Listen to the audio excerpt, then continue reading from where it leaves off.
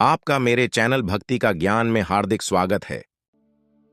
प्रिय भक्तगण, आज हम आपको एक कथा का श्रवण करा रही हूँ जो सुनने मात्र से आपके जीवन में सुख, संपत्ति और धन की वर्षा होगी। तो चलिए कथा को प्रारंभ करते हैं। भगवान शिव कहते हैं, जैसे कर्म करोगे वैसा ही फल पाओगे। इस बात में कितनी सच्चाई है यह शायद इसे कोई नहीं बता सकता है, क्योंकि इंसान इसे अपने जीवन में कभी उतार कर देखा ही नहीं। सिर्फ इंसान कहते हैं और सुनते भी है कि अच्छे कर्मों का फल हमेशा अच्छा ही होता है।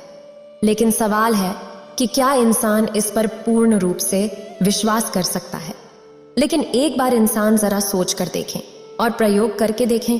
अगर इंसान ये समझ ले कि कर्मों का फल कैसे मिलता है, तो शायद इंसान की सारी शंकाएं हमेशा के लिए खत्म हो जाएगी। क्योंकि इंसानों को आंखों देखी बातों पर पूर्ण रूप से विश्वास बहुत जल्दी हो जाता है और इंसान उस पर विश्वास भी कर लेते हैं। लेकिन दूसरी तरफ अगर इंसान उसे नहीं देखा है तो इसे अंधविश्वास ही कहेंगे। फिर भगवान शिव कहते हैं, आज मानव को यह पता चलेगा कि कर्म का एक ऐसा ज्ञान भी है जिसे जानने के बाद इंसान अपने कर्मों के माध्यम से अपने जीवन में सफलता हासिल कर सकता है और कर्मों पर विवश हो जाएगा कि कर्मों का फल अवश्य मिलता है। इसके लिए भगवान शिव अपना रूप बौद्ध भिक्षुक धारण करके पृथ्वी लोक पर जाते हैं। अगर आप यह कहानी सुन रहे हैं तो पूरा सुनिए।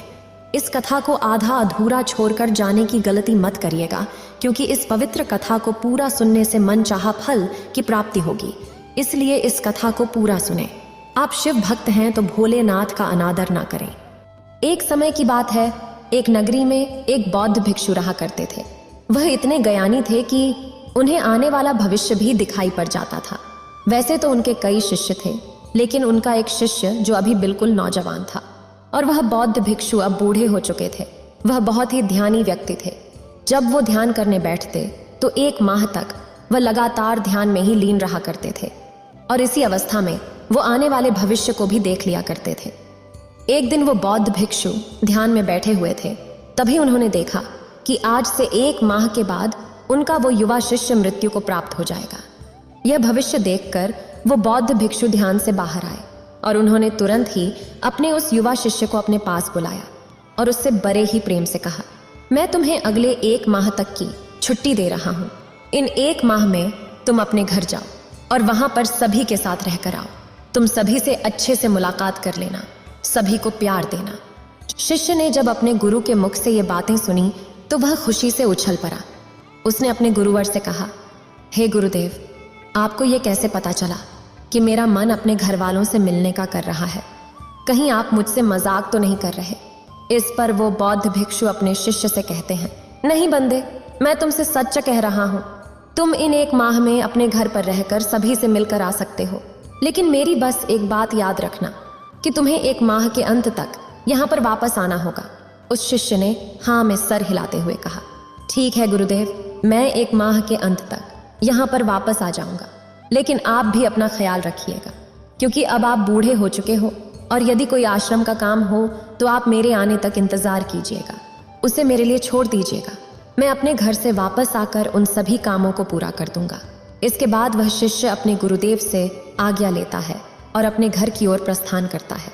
लेकिन उस शिष्य ने एक बार भी मुड़कर ये नहीं देखा कि गुरु की आंखों में अपने प्रिय शिष्य को खोने का कितना दर्द था। उस युवा शिष्य के घर के रास्ते में एक नदी पड़ती थी। उस नदी के किनारे चिटियाओं के बहुत सारे टीले लगे हुए थे, जहां लाखों चिटियां रहती थीं। उनमें से कुछ चिटियां लगातार टीले के अंदर जा रही थीं और वहीं पर कुछ चिटियां उस टीले से बाहर आ रही थीं, जिसमें से कुछ चिटियां एक दूसरे से टकराकर अपना रास्ता बदल लिया करती थीं। यह सब देख वह शिष्य को बड़ा ही आनंद मिल रहा था। वो कुछ देर वहीं पर खड़ा होकर उन चींटियों का ये सारा कार्य देख रहा था। तभी अचानक उस शिष्य का ध्यान नदी की ओर गया और उसने देखा कि नदी का पानी अब धीरे धीरे बढ़ रहा है, जिससे नदी से आने वाली लहरें चींटियों के उन टीलों के पास पहुंच सकती थीं। और जब वह लहरें उन चींटियों के टीलों के पास पहुंचेंगी तो बेवजह ही वो लाखों चिटियां उस पानी में बह जाएंगी और वो लाखों चिटियां मारी जाएंगी। जैसे ही उस शिष्य के मन में यह ख्याल आया, उसने तुरंत ही अपने ऊपर पहना हुआ वो कपड़े उतारा और उस कपड़े के माध्यम से उस शिष्य ने चींटियों के उन टीलों के चारों ओर एक गहरा गड्ढा बना दिया और बड़े ही कलात्मक ढंग से उस गड्ढे से एक नाली का निर्माण किया। जो नाली सीधे वापस नदी में जाकर मिलती थी, ताकि जब भी लहरें उन चींटियों के टीलों के पास पहुंचने की कोशिश करें तो उन लहरों द्वारा आने वाला पानी वापस उस गड्ढे के द्वारा और उस नाली के द्वारा वापस जाकर नदी में ही मिल जाए। इतना कर कर वह शिष्य अपने घर की ओर चल पड़ा। अपने घर पर पहुंचने के बाद वह अपने घर वालों से मिला और घर पर रहते हुए 1 माह कब बीत गए उसे पता ही नहीं चला। और तभी उसे याद आया कि उसे कल तक वापस गुरु के आश्रम में लौटना होगा, जैसा कि उसके गुरुवर ने उसे आदेश दिया था। उसने अगली सुबह ही आश्रम के लौटने की तैयारी शुरू कर दी और जैसे ही सूरज की रोशनी दिखाई देने लगी वो आश्रम की ओर निकल पड़ा। उसे उम्मीद थी कि शाम तक वो आश्रम पहुंच जाएगा। धीरे धीरे चलते चलते शाम हो चुकी थी। यहाँ गुरुदेव आश्रम में बैठे बैठे ये सोच रहे थे कि आज तो माह का अंतिम दिन है और जैसा कि मैंने उसका भविष्य देखा था कि 1 माह के अंदर मृत्यु को प्राप्त हो जाएगा, अब तक शायद वो मृत्यु को प्राप्त हो चुका होगा। इस बात को लेकर वो बहुत दुखी थे। वो मरने से पहले आखिरी बार अपने उस प्रिय शिष्य को देखना चाहते थे। वह ये सोच ही रहे थे कि कम से कम आखिरी बार ही सही मैंने अपने प्रिय शिष्य का मुख तो देख लिया होता। वो इसी चिंता में बैठे हुए थे। वह ये सब सोच रहे थे, तभी अचानक दूर से उन्हें कोई आता हुआ दिखाई पड़ा। उन्होंने बड़े ही गौर से देखने की कोशिश की और जब उन्होंने देखा तो वे चौंक गए। उन्हें यह पता चल चुका था कि उनका शिष्य आश्रम वापस आ रहा है। गुरु से रहा नहीं गया। वे तुरंत अपने आसन से उठे और दौड़ कर जाकर अपने उस शिष्य को गले से लगा लिया। लेकिन अभी भी वो अचंभित थे कि आज 1 माह होने के बाद भी उनका शिष्य जीवित कैसे है। वह ये सब कुछ जानना चाहते थे कि उनका देखा हुआ भविष्य कैसे गलत हो गया। उन्होंने अपने शिष्यों से कहा कि जब तुम यहाँ से गए थे तो इस माह में तुमने क्या क्या किया, मुझे बताओ। तब शिष्य ने चींटियों वाली वो कहानी अपने गुरुवर को सुनाई। कहानी सुनते ही उन गुरुवर को यह समझ में आ चुका था कि उनके इस शिष्य ने उन लाखों चींटियों की जान बचाई थी और इसी नेक काम के परिणाम स्वरूप उनके शिष्य को एक लंबा और खुशहाल भरा जीवन प्राप्त हुआ है। अपने प्रिय शिष्य के मुख से इन सारी बातों को सुनने के बाद गुरुवर के मुख से अनायास ही निकल पड़ा, कर्म लौटकर अवश्य आता है। शिष्य ने गुरु की इस बात को सुना, लेकिन वो इस बात को समझ नहीं पाया। इसलिए शिष्य ने अपने गुरुवर से पूछा कि आप क्या कह रहे हैं। तब उन गुरुवर ने अपने उस शिष्य को वो सारी बातें बता दी जो उन्होंने ध्यान करते समय देखा था। जब शिष्य ने वो सारी बातें सुनी तो उसके मन में एक सवाल जगा। उसने अपनी गुरुवर से कहा, हे गुरुवर, जब आपको ये सारी बातें पहले से ही पता थी, जब आपने ध्यान में ये सब पहले ही देख लिया था, तो आपने मुझे इसके बारे में क्यों नहीं बताया। जब आपको ये पता था कि कर्म इस तरह से काम करते हैं, तो आपने मुझसे पहले ही कोई अच्छा कर्म क्यों नहीं करवाया ताकि मेरी आने वाली मृत्यु टल जाती। तो कृपा करके मुझे ये बताइए कि आपने ऐसा क्यों नहीं किया। मैंने तो अनजाने में ही उन चींटियों की मदद कर दी थी, जिसके परिणाम स्वरूप आज मैं आपके सामने जिंदा खड़ा हूँ। लेकिन ये काम आप मुझे बताकर भी तो करवा सकते थे, तो फिर आपने ऐसा क्यों नहीं किया। इसके पीछे का क्या कारण। अपनी उस युवा शिष्य की इस बात को सुनकर वह गुरु मुस्कुराने लगे और कहते हैं कि वंदे, यदि मैं तुम्हें इसके बारे बता देता तो तुम्हारे मन में एक लालच होता और तुम अपना जीवन बचाने के लिए यह कर्म करते। लेकिन कर्म का असली अर्थ यह नहीं है, बल्कि जब हम किसी भी कर्म को बिना किसी लालच के, बिना कुछ पाने के स्वार्थ के करते हैं, उसी को असली कर्म कहा जाता है, जिसके कर्म में कोई भी इच्छा जुड़ी नहीं होती। ऐसे कर्म बिना किसी इच्छा के किए जाते हैं और ऐसे ही कर्म फलीभूत होते हैं और इन्हीं को असली कर्म कहा जाता है। यदि मैं तुम्हें इस कर्म को तुम्हारी मृत्यु को टालने के लिए करवाता तो तुम्हारे अंदर यह लालच होता कि इस कर्म को करने के बाद तुम्हारी मृत्यु टल जाएगी।